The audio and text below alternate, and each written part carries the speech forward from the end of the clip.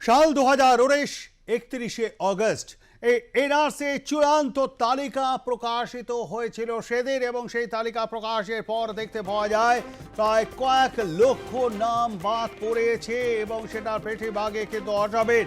চূড়ান্ত তালিকা প্রকাশের পর সেখান থেকে বাদ পড়ে অসমের বহু বাসিন্দার নাম। শুরু হয়ে যায় রাজনৈতিক চাপার ওপর।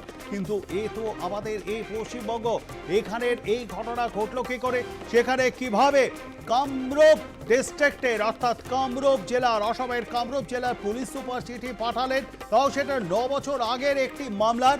1966 থেকে 71 সালের মধ্যে নাকি তিনি ভারতে প্রবেশ করেছিলেন। আমাদের সঙ্গে রয়েছেন তৃণমূল কংগ্রেসের রাজ্যসভার সাংসদ সামিরুল ইসলাম। সামিরুল সাহেব, আর প্লাস নিউজে আপনাকে স্বাগত জানাই। যে ঘটনা ঘটছে এই বিষয়টাকে কিভাবে দেখছেন? আমাদের এই রাজ্যের বাসিন্দা, স্থায়ী বাসিন্দা, 50 বছরেরও বেশি বসবাস, সেখানে তাকে চিঠি পাঠানো হচ্ছে এনআরসি নোটিশ যে তিনি অবৈধ অনুপ্রবেশকারী। বিষয়টাকে কিভাবে দেখছেন সামিরুল সাহেব? দেখুন, দিনহাটার বাসিন্দা উত্তম বাবু 50 বছর নয়, 7 যুগের বেশি ধরে ওনারা দিনহাটাতে বসবাস করেন, কোচবিহারেরই বাসিন্দা। ওনার সঙ্গে কথা বলে যতটুকু জানা গেছেন, উনি জীবনে কখনো আসাম যাননি, বাংলাদেশ তো দূরের কথা।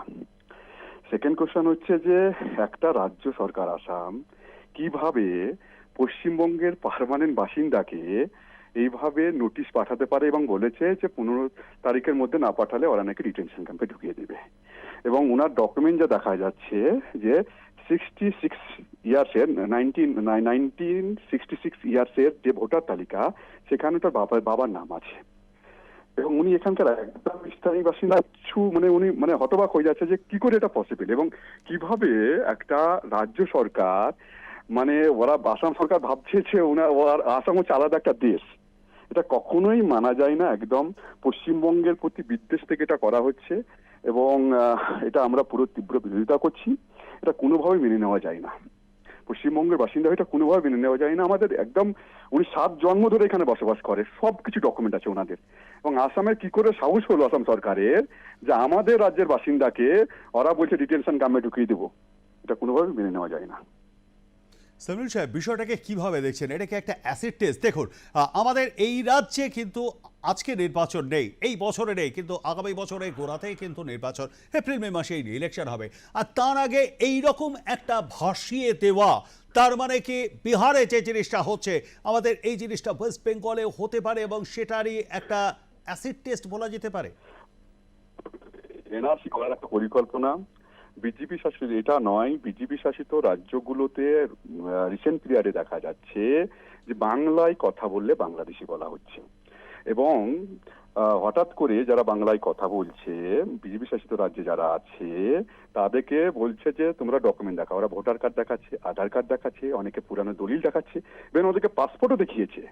তার সত্ত্বেও কেস রেজিস্টার না করে ডিটেনশন ক্যাম্প করে বিজেপি শাসিত রাজ্যগুলোতে ঢুকিয়ে রেখে দিচ্ছে। এবং স্টেট গভর্নমেন্টকে, আমাদের পশ্চিমবঙ্গ সরকারকে কোনো রকম ইনফরমেশন দিচ্ছে না। এবং যখন আমরা জানতে পাচ্ছি, তখন আমরা যখন এসপি এবং ডিএমদের মাধ্যমে যখন আমরা ফিজিক্যাল ভেরিফিকেশন করে পাঠানো হচ্ছে, তার সত্ত্বেও 3-4 দিন ধরে রেখে দিচ্ছে। যেটা ফরেন অ্যাক্ট বলে যে 24 ঘন্টার মধ্যে এটা কোর্টে প্রডিউস করা উচিত, কোনো কেস রেজিস্টারও করছে না। এবং কিছু জনকেও তো দেখা যাচ্ছে বাংলাদেশে পুষব্যাকও করে দিচ্ছে, যেটা কোনোভাবে করা একদম ভারতবর্ষের আইনে কোনোভাবে লেখা নেই এইভাবে করা যায়। একদম আইন বহির্ভূত কাজ করছে। এবং বিজেপি শাসিত রাজ্যগুলো যেখানে যেখানে বাংলায় কথা বলছে, পুরো বাংলাদেশি বলা হচ্ছে। অথচ যদি দেখি আমরা যে বাংলা থেকে আমাদের টোটাল লোক গেছে কত, রেজিস্টার করে দেখা গেছে 21,67,000। অথচ পশ্চিমবঙ্গে বিভিন্ন স্টেটের প্রায় 1.5 কোটির কাছাকাছি মানুষ কাজ করে, তারা শান্তিপূর্ণভাবে কাজ করে, সেটা তাদের লিগ্যাল রাইটস আছে, কনস্টিটিউশনাল রাইটস আছে। ভারতবর্ষের যে কেউ যে কোনো জায়গাতে কাজ করতে যেতে পারে। কিন্তু দেখা যাচ্ছে যে রিসেন্ট পিরিয়ডে বিজেপি শাসিত রাজ্যগুলো যেভাবে বাংলার প্রতি বিদ্বেষ দেখা যাচ্ছে, সেটা খুবই দুঃখজনক। এবং বিজেপি শাসিত রাজ্যগুলো ভাবছে ওইগুলো আলাদা দেশ, ওগুলো নাকি ভারতবর্ষের বাইরে।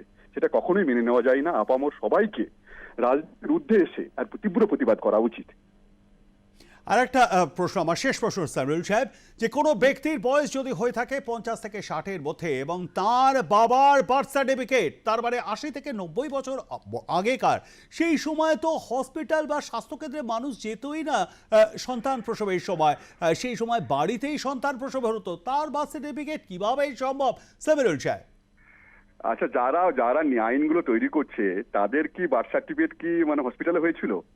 যারা আইনগুলো তৈরি করছে তাদেরকে বার্থ সার্টিফিকেট হসপিটাল তৈরি হয়েছিল, এটা পুরোপুরি গরিব মানুষকে হ্যারাসমেন্ট করার জন্য করা হচ্ছে। যেহেতু আমাদের মাননীয় মুখ্যমন্ত্রী মমতা ব্যানার্জির মেজরিটি গরিব মানুষ, গ্রামের মানুষগুলো বেশি ভোট দেয়, তাই জন্য ওই ভোটগুলোকে কিভাবে বাদ দেওয়া যায়, কিভাবে বিভ্রান্ত করা যায় তার একটা পরিকল্পনা করা হচ্ছে। এবং যেহেতু আমি বারবার যেটা জিনিস বলার চেষ্টা করছি যে এটা পুরো পশ্চিমবঙ্গের আপামর যে কোনো শুভবুদ্ধি সম্পন্ন মানুষকে তীব্র প্রতিবাদ করা উচিত। কারণ বাংলা হচ্ছে 22টা ভাষার মধ্যে একটা ভাষা। আমি হতবাক হয়ে যাচ্ছি যে কোন রাইটসে, কোন আইনে যে এইভাবে পশ্চিমবঙ্গের বাসিন্দাদেরকে মানে একদম ধরে ধরে টার্গেট করা হচ্ছে। দেখুন, যদি বাইরে থেকে যদি বাংলাদেশি কেউ আসে সেটা বিএসএফ এর ম্যাটার, সেই ম্যাটার নিয়ে আমাদের কোনো কোশ্চেন নেই, সেখানে আইন অনুযায়ী যা যা করা হোক। কিন্তু আমাদের পশ্চিমবঙ্গের বাসিন্দা তাদেরকে বিদেশে বাংলাদেশেও পাঠিয়ে দেওয়া হচ্ছে এবং এনআরসির নাম করে একটা পুরো পরিকল্পনা করা হচ্ছে যে অসহায় খেটে খাওয়া আদিবাসী সম্প্রদায়ের মানুষ বলুন, জনজাতি সম্প্রদায়ের মানুষ বলুন, বাঙালি সম্প্রদায়ের মানুষ বলুন, তাদেরকে টার্গেট করা হচ্ছে। আর তীব্র প্রতিবাদ আপামর সমস্ত শুভবুদ্ধি সম্পন্ন মানুষকে প্রতিবাদ করা উচিত বলে।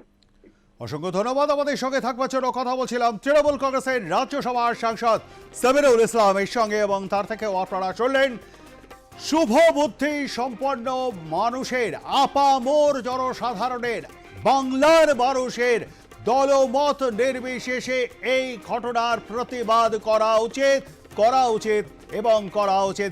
আজকে যা হয়েছে উত্তম কুমার ব্রজবাসীর সঙ্গে, কাল যে আমার কিংবা আপনার সঙ্গে হবে না তার কোনো গ্যারান্টি কিন্তু এখানে নেই।